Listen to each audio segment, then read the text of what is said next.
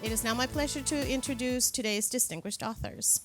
From the Gracie Award that she received from the Alliance for Women in Media in 2018 to the Nyan Prize for Political Journalism awarded by Harvard Kennedy School's Shorenstein Center in 2023, Antonia Hylton has been praised for her writing and investigative research on race, mass incarceration, and the history of psychiatry, ever since graduating magna cum laude from Harvard University in 2015.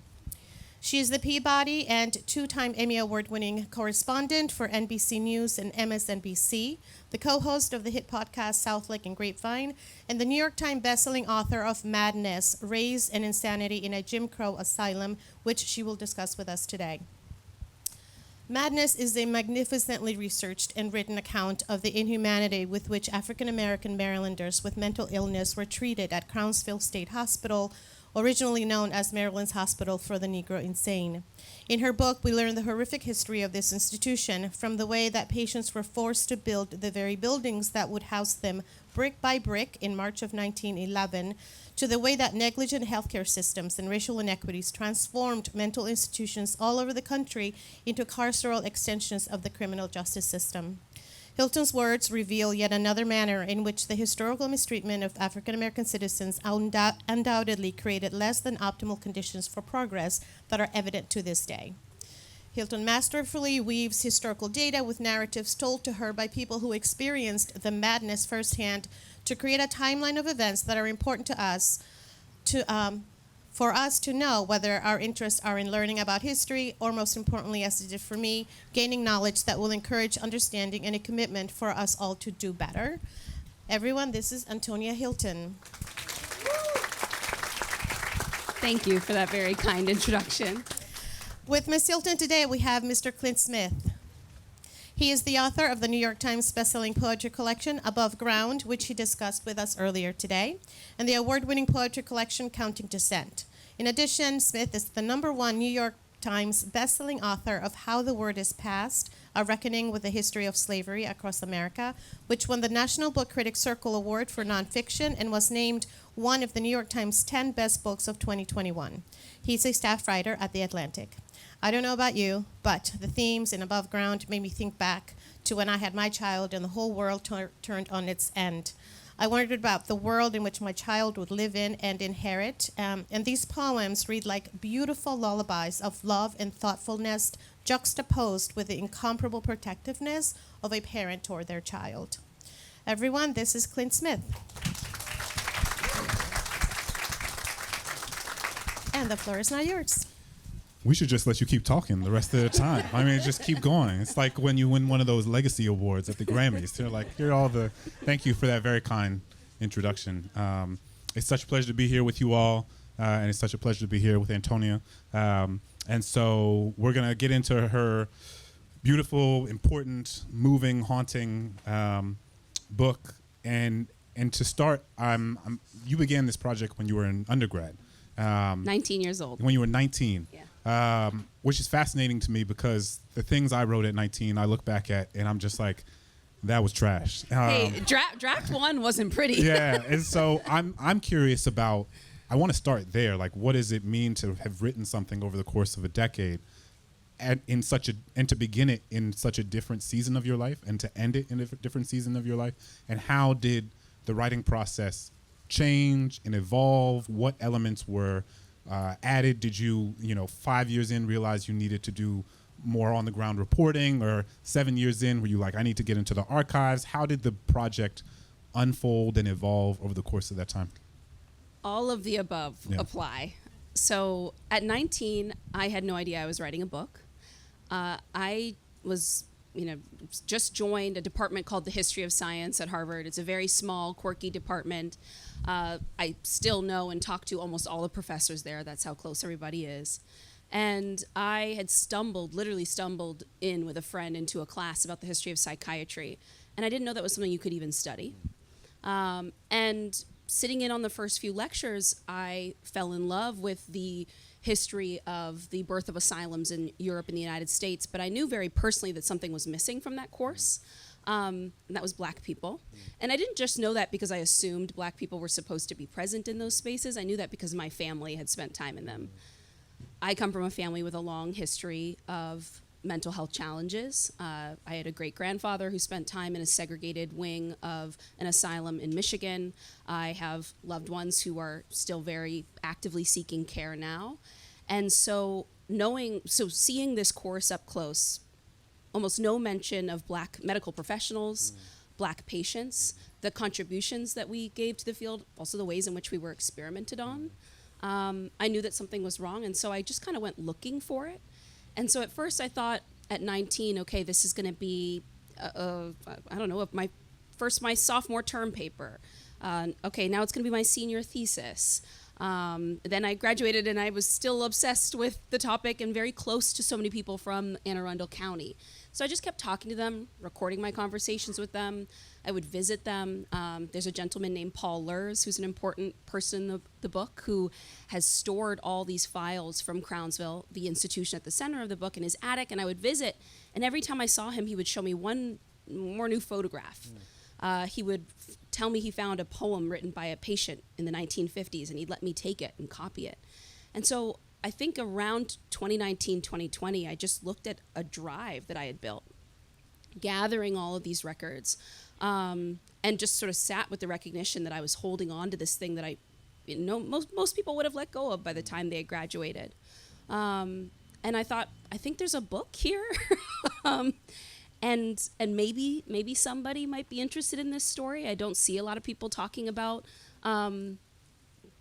the legacy of race in mental health. I think we talk about mental health a lot on a very surface level, also on a very individualistic level, like go download a therapy app or do some meditation in the corner by yourself. Take responsibility for your own suffering. And not a lot of talk about how suffering is a very communal issue and a structural issue, and how we got to this point at which these seem to be our only options. And so that's where the book, I finally realized there was a book, I think, in 2020. But it really was this snowball. And it came from this very, very personal place. My family's own stories, memories, and a personal journey that we've all been on together as a family unit. I'm one of 7 kids, and so 9 of us under the same roof. And all of us were raised in an environment in which we were told that these kinds of care, therapy, psychiatry, this wasn't for Black people. I can tell you now, at the same time that I've been doing this research, at the end of this journey, I'm now in a place where my family is the kind of family where everybody talks openly about their therapy, about what they've done to take care of themselves. Some of us have taken leaves of absence from work. And so it's been this very personal, academic, and then journalistic process. But in those early years, I really at no point knew where all this was going. I think it was just a very personal understanding that there's something else here and I need to keep digging. Was your family story, because one of the most emotionally, both effective as a sort of literary device, but also emotionally affecting elements of the book is the inclusion of your family story.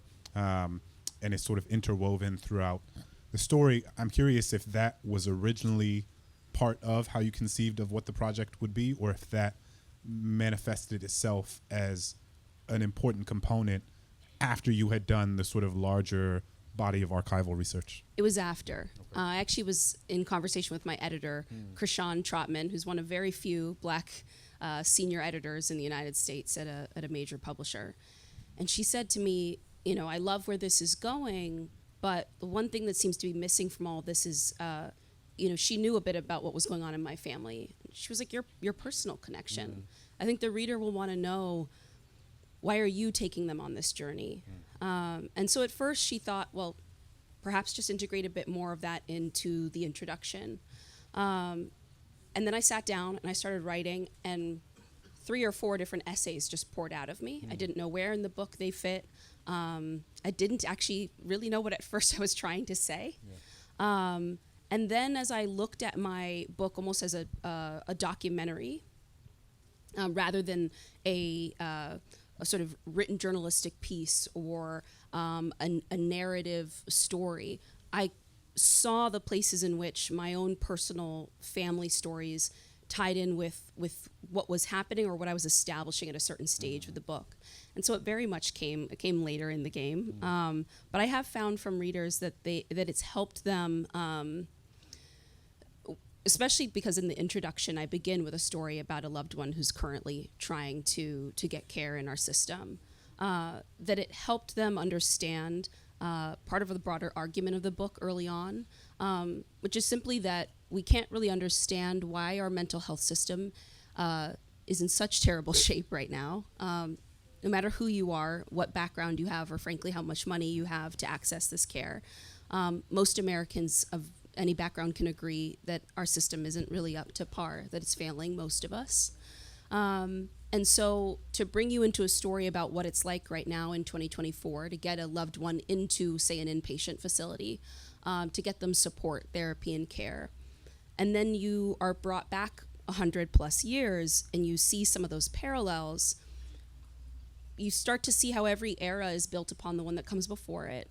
And this larger story is one of, or really the argument, I guess, by the end of the book, or the thing that I want to make you feel like you're on fire about, is that we're not going to be able to fix this current system, and we're not really going to be able to make sense of it until we reckon with our past. And through Crownsville, using Crownsville as a lens, a microcosm for this greater shared national history we have, I think we can start to do that work.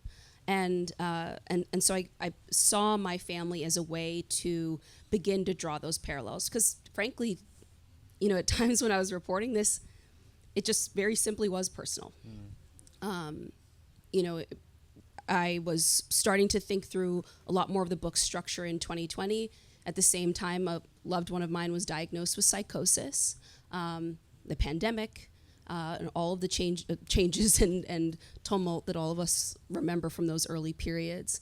And my family was fighting to get this person care, and we got them into what's considered one of the best inpatient facilities in the United States. And they start calling me while they're there and telling me there's not a single doctor or nurse of color here. And when I try to tell them about what's causing my anxiety, the hallucinations that I'm having, which were very specific, my loved one believed they were being hunted by a group of white supremacists. And they, for example, on January 6th, when they watched the images we all saw, they saw this as evidence of everything that they'd been afraid of. And so they were trying to talk to a psychiatrist about this in the state of Massachusetts. And they told me over the phone, the psychiatrist doesn't care. They don't think this is relevant to my care. And to be honest, this was my first time dealing with someone living with psychosis up front for the first time. So I actually didn't believe them. And I would talk to them about it on the phone. I planned to come visit them in person and kind of get my own assessment of what was going on. And I walked into this place, this celebrated place, and I got to meet their care team. And I was shocked and horrified to find that they had told 100% of the truth. Everything they had told me was exactly right. This person did not think that their experience as a black person in this country in 2020 and 2021 was relevant to their mental health care, to their prognosis, to the plan that this team of providers were supposed to come up with for them.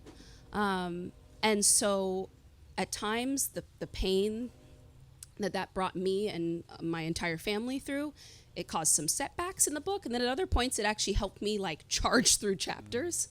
And so I think if you haven't read the book already, you'll feel that it's a different journalistic product, in that my own pain and my own heartbreak is often very present on the page. And I felt as a journalist that you should know that about me. You should know who your narrator is, why you're on this journey with me. But also that if I'm going to ask you at the end of the book to talk more about mental health, to support others, to think about these issues differently, then I have to take a first step on my own and do some of that personal, familial work up front. What was that process like for you? Was that something when your editor had this initial conversation with you and said, I'd love to see more of you, more of your story, more of your family here, did that feel at odds with your sort of larger training as a journalist? With so much of your work for NBC, MSNBC, it's quite literally the camera is facing someone else, right? It is you pointing the lens toward another group of people, another story. in which you are not necessarily a part, whereas this is a very different thing. And I know that for some journalists, it can be a difficult transition. It can be unsettling. It can feel at odds with their training to insert themselves so prominently into a story that, in a different way, written a different way, could not include them. Did that feel like a natural process for you? Did it require a lot of reorienting around your conception of like what sort of journalist you were and what sort of journalist this book required you to be? In a way, I think it's in a way both. So it was natural in that once I actually started the process, the stories literally poured out of me. Several of the essays about my family that you read in the book, I wrote within a few hours.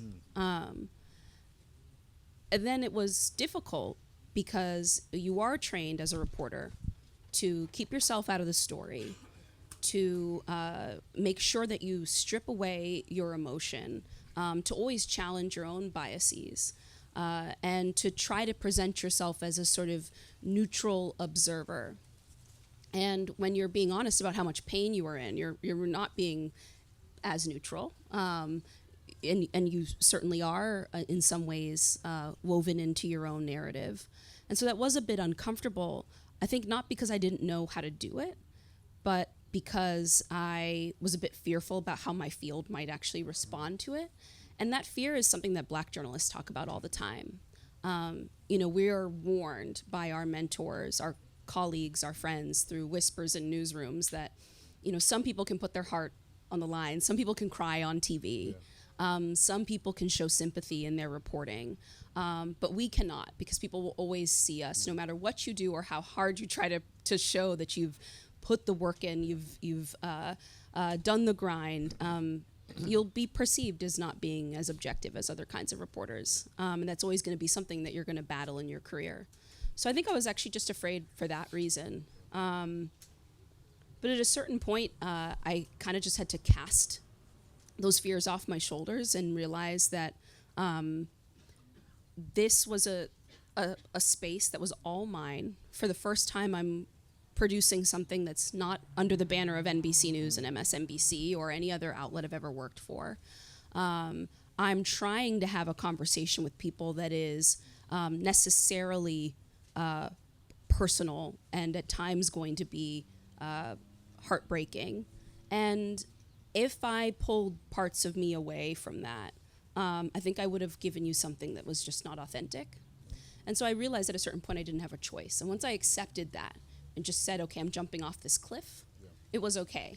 Yeah. But I won't lie and say that, from the beginning I was really confident about how this would go, or for weeks before the book came out, I couldn't sleep. I was that nervous about the process.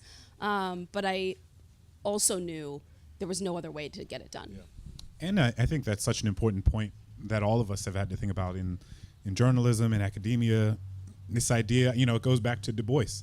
Like, people were talking about Du Bois, people were talking about Frederick Douglass, and saying that, Ida B. Wells, all of the history of Black scholars and journalists who people said their work was undermined by their proximity to the issue, right? That Ida B. Wells that her work on lynching wasn't objective and thus wasn't as rigorous because she knew people who were lynched. That Du Bois, couldn't write about racism because he was a Black person and couldn't be objective about it because he was subjected to it. That Douglass, his work always had to be viewed through the prism of his own enslavement, and so he couldn't stand back and be rigorous and objective about what it was on an empirical level, which we know is consistent with a history of attempting to undermine Black people's first-person experiences, first-person accounts, and the ways in which those can complement and supplement and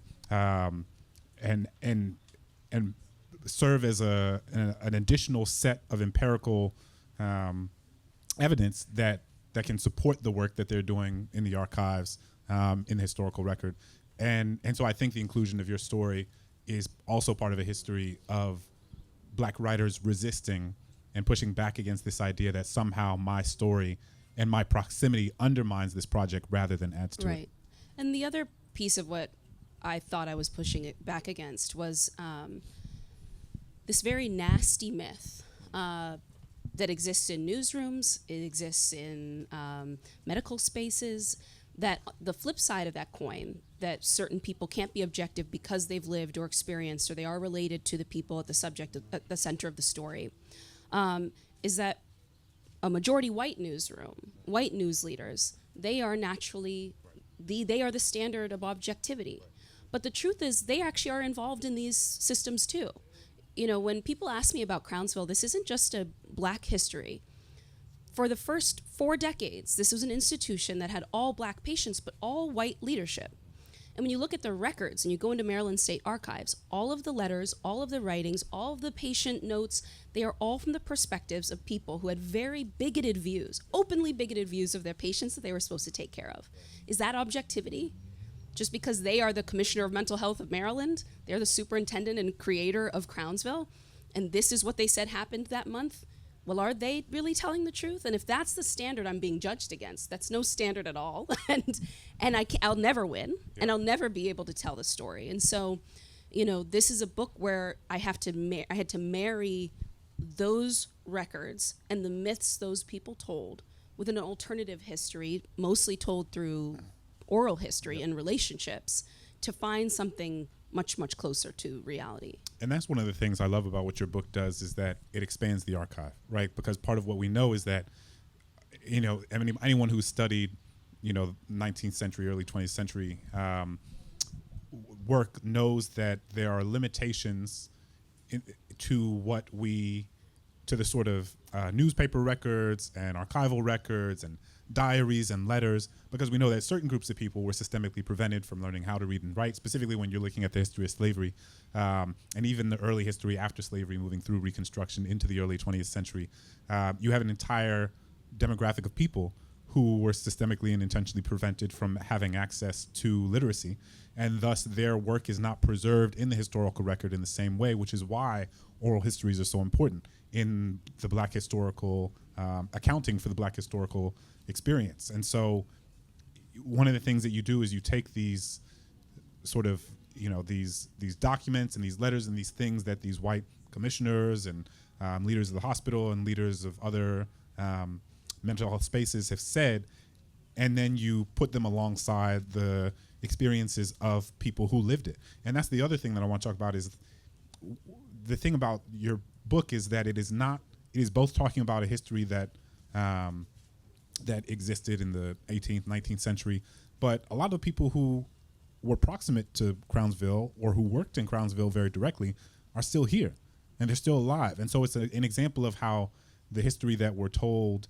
or made to think happened a long time ago actually wasn't that long ago at all. And I felt it made clear how some of the both interpersonal and also structural impediments to Black people having access to mental health resources is not easily and shouldn't be disentangled from, and should be understood very much in conversation with, and as a result of things that happened in this era that you're researching, that you make clear by the fact that you're interviewing people who themselves were there, wasn't a long time ago.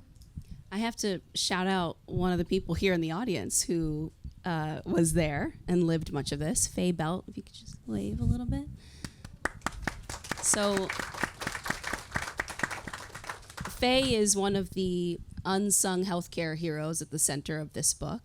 She grew up on Crownsville's property. Her mom was one of the very first Black nurses to ever be allowed to get a job there.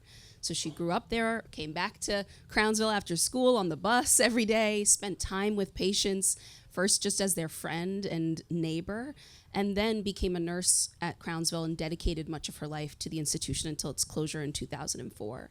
And there are so many people like you, Faye, who are still here in Maryland. We are losing some, though, every month.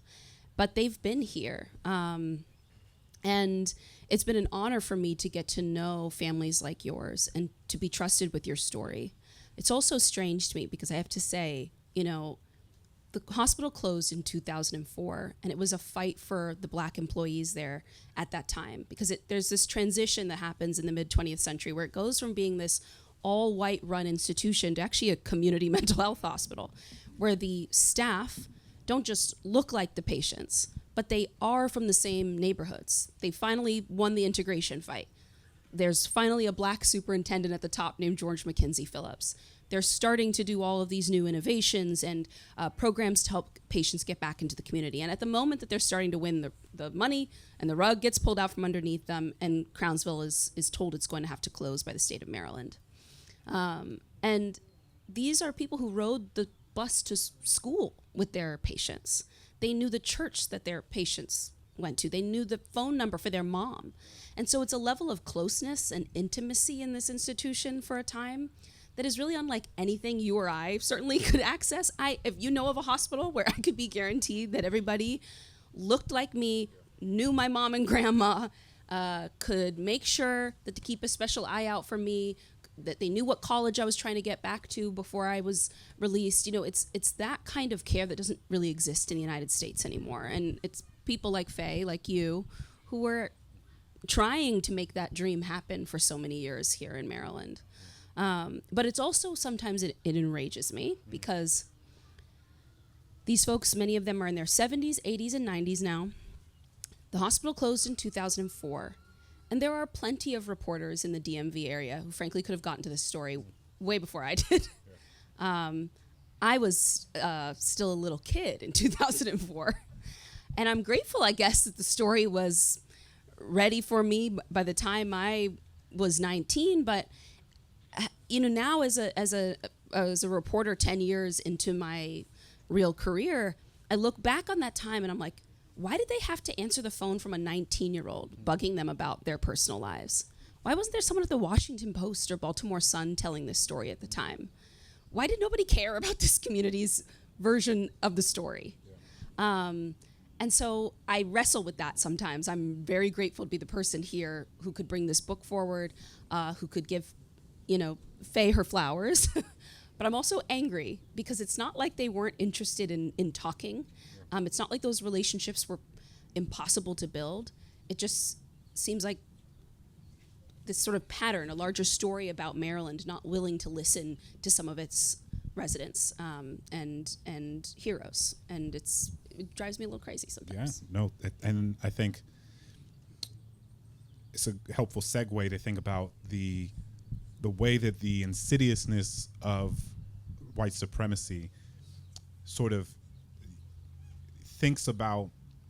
uses the inconsistency of its own logic to justify the violence it is enacting upon black people. And one of the things I learned up through your book is the way that manifests itself in the specific context of mental health. And what I mean specifically is, you know, if we take it back to slavery, you talk about how there initially, you know, in the sort of 17th, 18th, 19th century, there was this sense that black people were immune from mental illness because they were living alongside their benevolent enslavers who were taking care of them, and they were in this safe, protected, cocooned environment in which they were not subject to having to think about difficult things that might lead to mental illness. And then when black people started running away, started resisting in a more open way,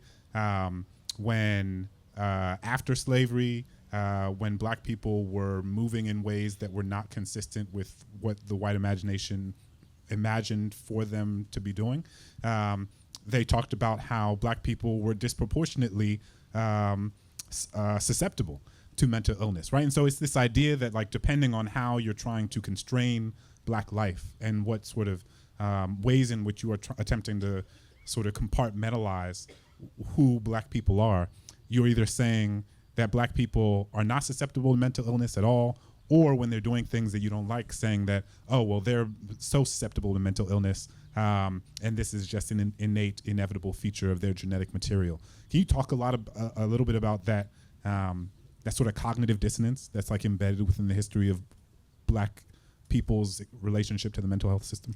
Yeah, I mean, that cognitive dissonance, the goalposts constantly moving. One of the themes, arguments of the book is that actually that is something that produces mental stress, pain, and trauma in black people. In fact, in one part of the book, I look at the relationship between two former black psychiatrists at the hospital who were two of the first black doctors to be able to get in there and work with people there. And they developed a practice designed around this idea that most of their patients lived with a sort of split consciousness, that they had received all these conflicting messages about who they were, and their belief was that the majority of their symptoms came from a struggle to try to knit together a lot of information about themselves and their place in the world that didn't make sense.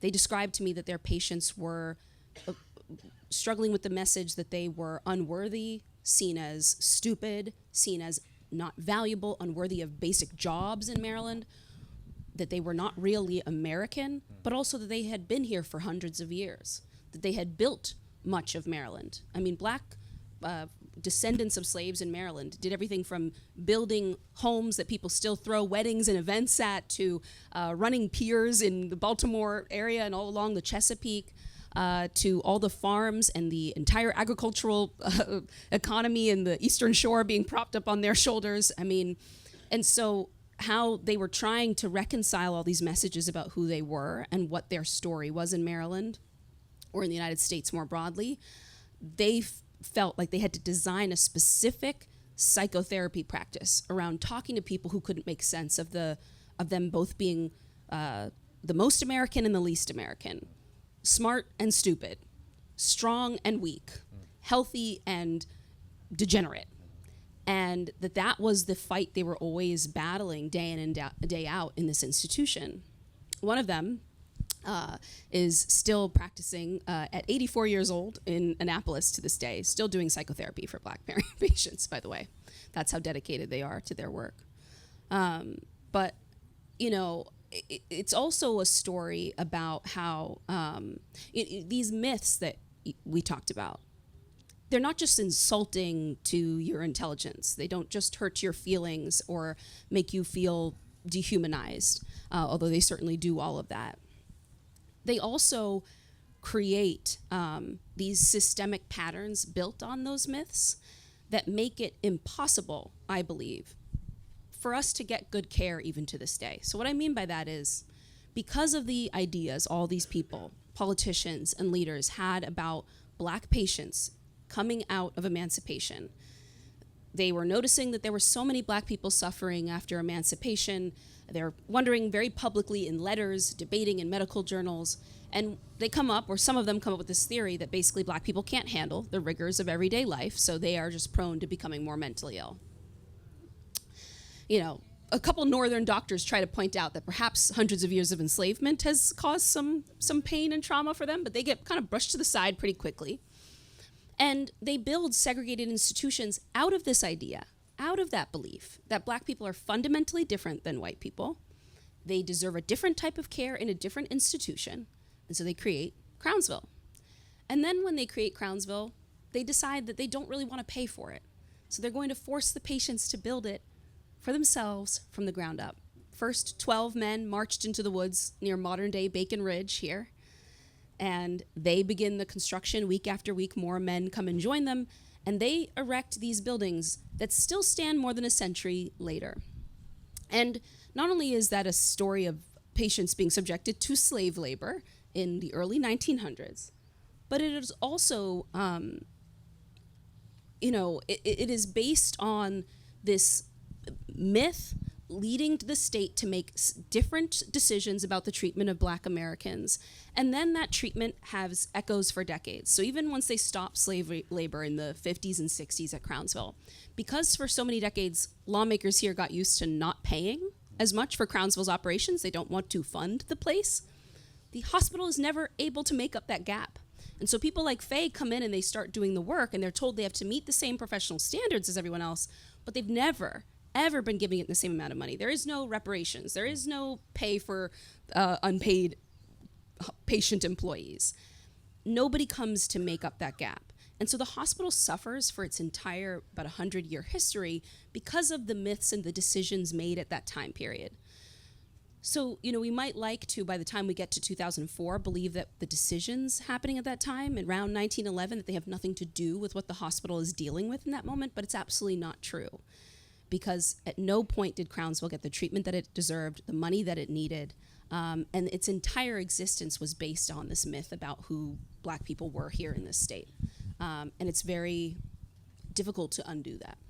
Last thing before we move to audience questions. You have an anecdote where you talk about a British man who comes here and is arrested because they believe that he is mentally ill because the white people that encountered him have never seen the Black person with a British accent before. And so they're like, oh, this person must be crazy. This person, like, why is this person talking this way? But he was British. Yeah.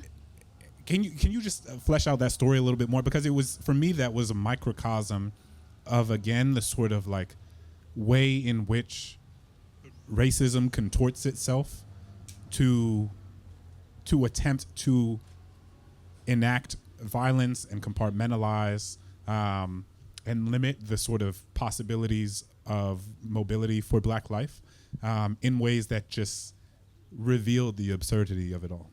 Yeah, that's the story of Mr. Bell, a patient discovered in the 1950s by a former nurse and aide named Marie Goff, another one of the first Black women, and your godmother, Faye.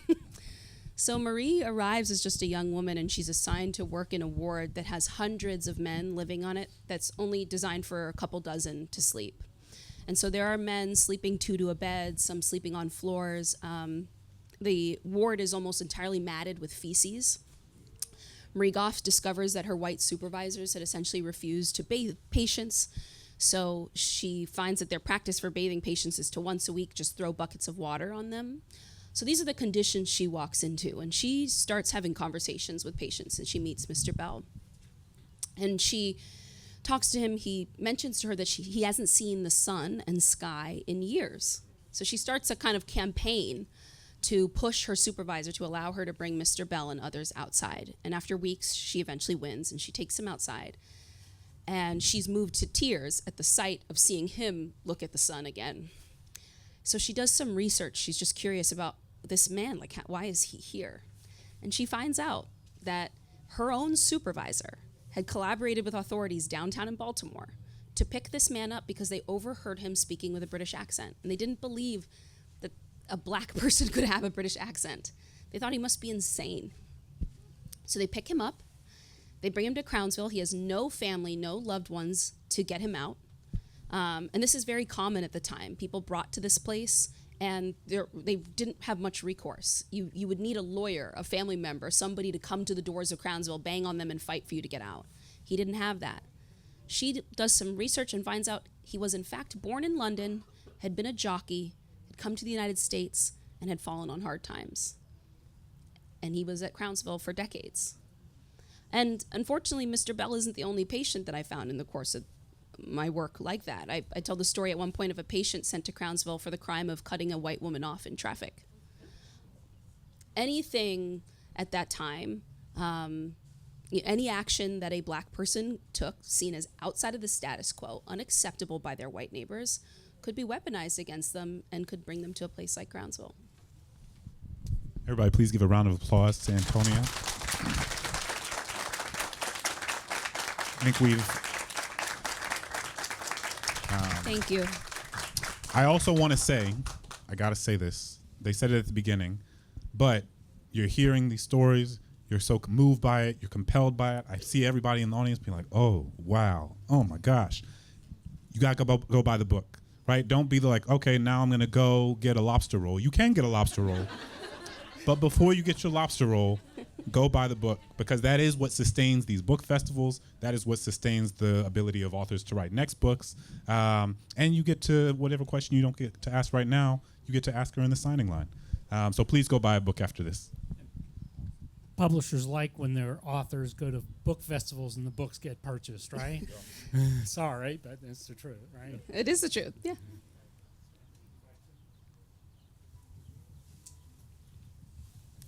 Thank you.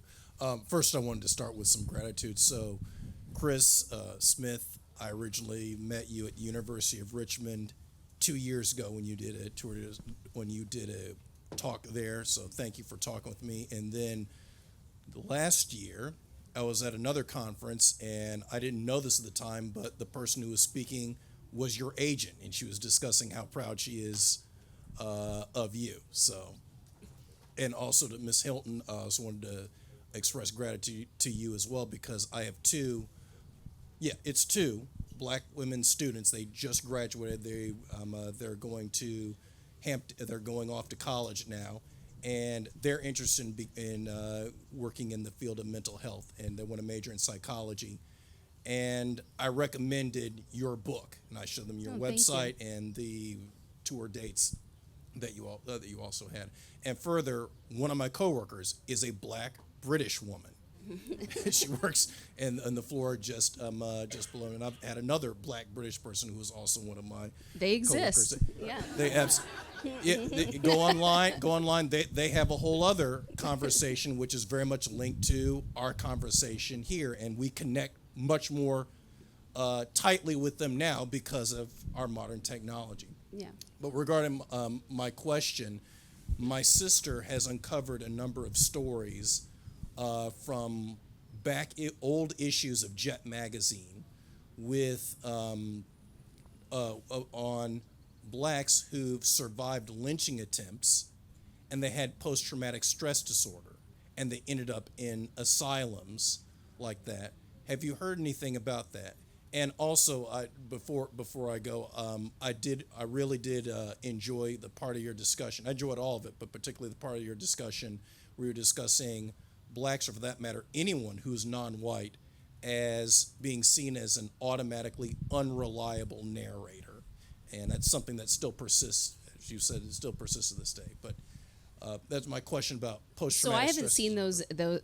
those pieces from Ebony and Jet, but I will tell you, part of this book is built on the work that black journalists and black publications did to cover our stories and to talk to people and patients that nobody else was talking to.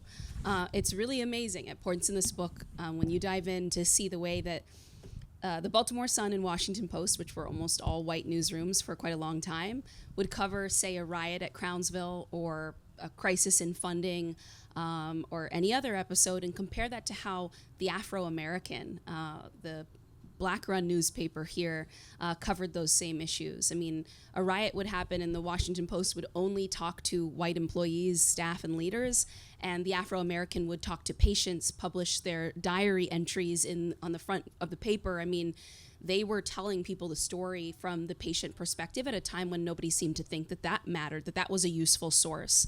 And so they played that archive, the Afro archives here in Maryland. They have just an unbelievable rich resources. And there's so much about the history of lynchings on the Eastern Shore that you can find out there.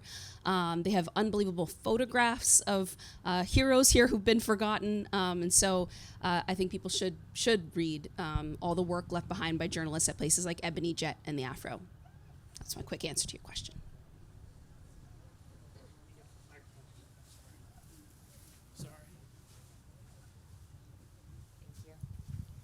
Thank you so much for the rich discussion. My name is Amanda, and I have been in DEI work for over 20 years, and my specialization is in advocating for persons with disabilities.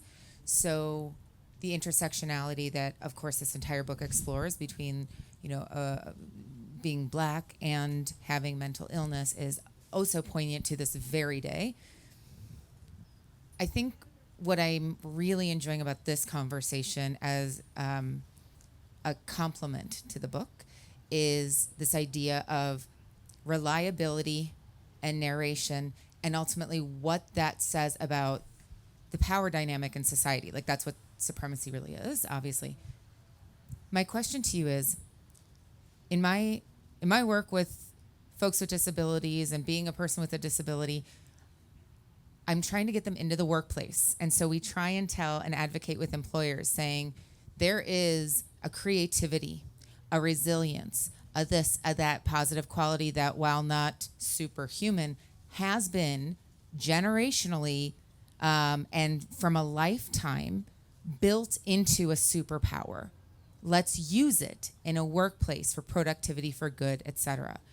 My question to you both is, in all of your research and all of your work, what are the qualities that you find these underserved communities, whether disabled or Black or what have you, that they have built to be true superpowers in this day and age, though it may have come from unfortunate circumstances that maybe they should never have been in? I think I have a couple answers to that, so I'll try to be quick. No, that's totally fine. The first is, I think, the superpower that I found in the communities that I interviewed for this book was a superpower, I guess, of, I'm trying to find the right word. It's this sort of constant buoying, self-support, persistent love, constant forgiveness for the people within those communities and neighborhoods who needed the most, who were struggling the most. And, you know, as much as this is a story at times about the horrors of a place like Crownsville, the other half of the story is about a community of people who came into the institution, did everything they could to save patients there, and who loved on people who others believed were unworthy or should be discarded at a place like Crownsville. And they fought tooth and nail every day to get them back home, whatever home is. And so I guess their superpower is this sort of unbreakable love bond and foresight and sort of vision for the future that other people didn't have. And then the other thing that I'll say is writing this book and then also just being a journalist in this moment at a place like NBC has really changed the way that I see the fight over the anti-DEI, anti-CRT movements we see around the United States. DEI being diversity, equity, and inclusion, CRT being critical race theory, although often when you hear people railing against critical race theory, they're not really talking about critical race theory at all. These are connected to movements to ban books about Black history or LGBTQ people, for example, happening here in Maryland and all over the country. So I've started to see these issues in a different way. You know, I think at first people talked about them about, well, whether this book or that book is appropriate for this grade level to read. And now, having spent time with psychiatrists and doctors who serve Black and other minority communities, who have done research showing that actually knowing about yourself, understanding your context, loving your community is a major protective factor in making sure that you never develop not just a mental illness, but other kinds of illness or disability. That the fact someone wants to strip that away from masses of children in the United States, that has implications for our health, implications that are a lot bigger than what paper or what book you're going to be able to cite in your term paper at your high school in Texas. And so it's reframed this issue for me, and it's made it feel a lot more urgent because of all that. One more question, sorry. Excuse me.